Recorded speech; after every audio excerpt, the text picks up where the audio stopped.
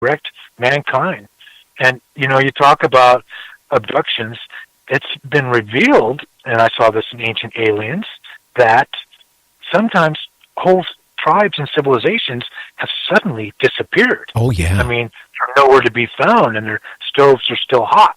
Well, I'm under the impression that aliens are helping to seed other planets with human stock so that they can grow and create sentient life forms so that our Creator can live through each one of us and eventually fulfill whatever need our Creator has, and that one day there will be no more need for the physical universe. But metaphysics describes existence like this. It's like there are numerous other universes that are actually occupying the same space as we are, only they're on a different vibrational channel, much like a television set, and you only have one channel on. Well, all the other channels are in the background, but this is the carbon environment.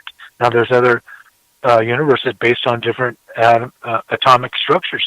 There's a silicon universe, and that's very interesting that this reply to the Arecibo message includes the fact that their elements is made up of silicon, because the 1908 Siberian blast in Tunguska, Siberia, it actually altered the magnetic field on our Earth, and as they drained a lake, they found all these black silicon balls, black balls that were made of silicon. Well, I'm convinced that 1908 event, Gary, was a purposeful event that once again helped stabilize the Earth's precessional wobble, and it was produced by aliens on behalf of mankind, as are Stonehenge, that has a magnetic field under it, and in some places, apparently some of the Nazca lines, 7 feet under, have a strong electromagnetic field. And I think it's all coming to a head here, that they can't do any more, that Earth needs to flip over, and it's time for the purification that the Hopi Indians were talking about. Their Sky Brothers are coming back, and they're coming back in force. And let me tell you, I want to watch the Earth flip over from the safety of their spacecraft, well, so along do with I. billions of other humans. Yeah, well, that's what's scary. I mean, it's so many things going on. I mean, you have Yellowstone that could actually do its thing anytime, which would take out like a volcano any moment, brother. And that, wouldn't kill everybody right away, but it would put us into a nuclear winter, basically. Yeah, nuclear winter. Yeah, and then we would die off that way. But you know what? We're still stupid. Look what they're talking about in Japan. The Japanese government is talking about their reactors, right? It melted down. Well, they have all this radiation waste. Now, their next thing is they want to dump it out in the ocean. They just want to get rid of it. Now they think, well, we'll just dump it out in the ocean. Now, what's going to happen when they dump all that into the ocean? I mean, again, we're destroying ourselves. It's like I don't know. It's like if you give somebody a psychopath a gun with bullets in it, and that's what we're doing. We're destroying ourselves, and we do need help. And hopefully, if there are UFOs and aliens, that there are here, at least a group of them, trying to help mankind, at least, to carry on. Because I don't think the rate we're going to be here much longer. You bring that up. It's interesting because metaphysics reveals that there were 2 ancient civilizations in our unknown past that apparently destroyed themselves. And aliens are not allowed to put their message in writing. All they can do is what they're doing. They sanctified their state in stone. Now, I'm very pleased that aliens have proven to American and Russian military that they can literally turn on or turn off our missiles. And I would like them, if they're listening, to please intervene if there's some mistake by our government or other governments, and save mankind from such ignorance that hopefully will not happen.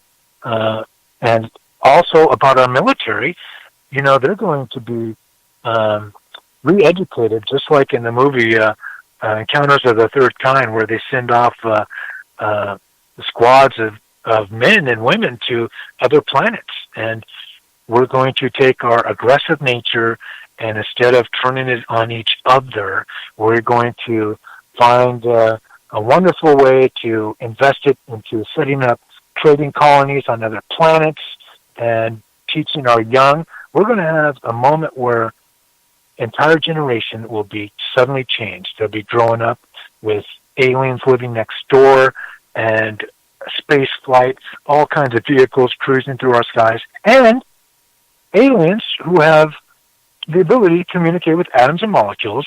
This is how the crop circles are formed. They can literally microwave those little pods in the crops and have them bend over because they have that ability. Aliens also have been told or have been known to cure human abductees, and not just of physical ailments, but psychological ailments. Once again, once we make contact, that's the end of homelessness, starvation, greed. It's going to be a whole new planet. And this is going to happen in our generation.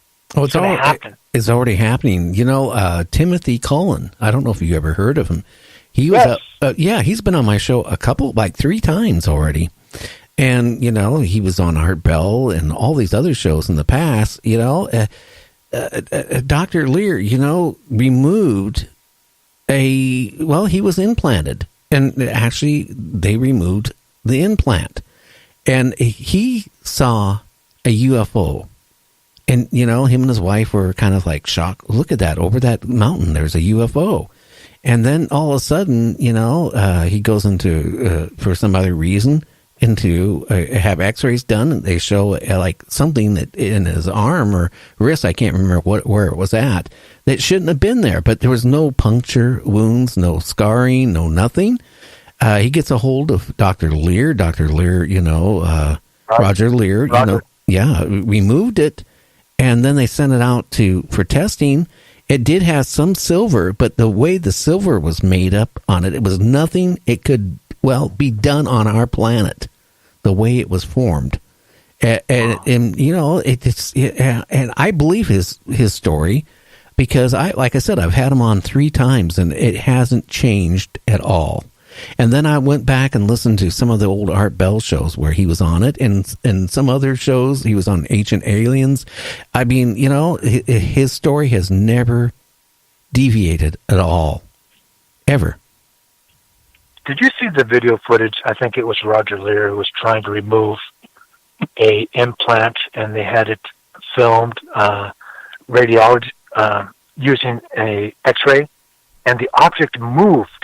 It was trying to avoid being taken out. That was the weirdest thing, Gary. I've never seen nothing like that. That was amazing. Well, I know Dr. Roger Lear tried to remove an implant off of Whitney on his ear, and every time that he went to, you know, put the scalpel in, it would move, you know, and it just, they couldn't get it out. And it was weird, you know, and it just wasn't with him. It's with reading some of his patient cases, which I did read a lot of them before I had Timothy Lear on, or Timothy Cullen on, that it was quite common. You know, when he went in, or the surgeon went in to remove the implant, he would just kind of like move. Wow. It's like it had consciousness. Yeah. Well, and you know what? Let me tell you, if I had an implant in me, I wouldn't want it removed. I would want them to come back. I want to make contact. And there's a lot of people like me out there that they're ready for contact. Let me tell you, if a lot of people felt like me, we would have contact in a week. And we need to move towards that. A clear understanding of who they are. They're emissaries from God. What do they want for us? They want us to get closer to God, and they're going to help us, because if you're religious or spiritual, you would want to get closer to God. Well, they are. They're not demons like some people think. But you did say, it's true, there might be aliens who are less careful about their handling of the human species. And, no, I don't. Like Mary Joyce said, that there's a species And actually, she has gone as far as said they're working out of North Carolina underground base. These particular species, okay, are the type that, you know how you like going to McDonald's? Mm-hmm. You get a Big Mac? Well, they look at humans as basically the Big Mac. I have to tell you, I've never heard this before. Oh, making soup out of man. That's right out of the comic strips. Well, yeah, it always reminds me of one of the very first of the Twilight Zone series, To Serve Man, where UFO came down, they handed the scientists a big, thick book, and it was in alien language, and they were trying to decipher it. But all of a sudden, instead of seeing all these airplanes at the airport, you saw UFO, and they were taking people up to their planet, right? Well, the only thing they knew about this book, it was to serve man. And so everybody, including our government, thought, oh, gee, they're here to serve us, to take care of us. They were taking people up to their planet, right? Saying how beautiful their planet was, that after they get there, they weren't going to have any more pain. And guess what? Well, as this scientist, it was his lottery turn to go up to that planet, right? And one of the other researchers come running to him as he was going into the UFO, right? And there's this ugly dude, trying to, pull him in, the alien, into the UFO. Oh, and she goes, don't get on the ship.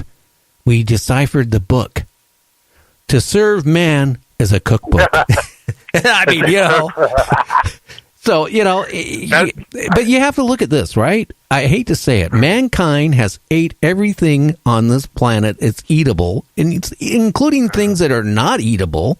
They have ate each other, and still parts of this world, the cannibalism still is going on. So people eat people. They eat deer. They eat cows. They eat, everything. Birds, you name it, right? Well, and we're civilized, right? Now, let's look at a human, or not a human race, but an alien race. Who knows how much more civilized they are than us and advanced than us. So instead of being, like our level, they're like 10,000 years ahead. Well, you know what? What do we look at? Dogs, and people eat dogs in China and Vietnam, right? Man's best friend. Well, they could look at us as no more than that Big Mac and McDonald's. I mean, you have to understand, I really feel there is different species of aliens here. I do feel that there's a species that is protecting us and protecting our planet. But I do feel there's another one that, just like humans, are warriors. I don't want to meet one of these reptilians. I don't. am afraid of them. I don't want to meet a gray. I have no problem with that. Or the tall ones. But not a reptilian. Well, hey, Michael, I had this author who's very famous. I'm not going to mention his name, but he wrote a book about owls and UFOs.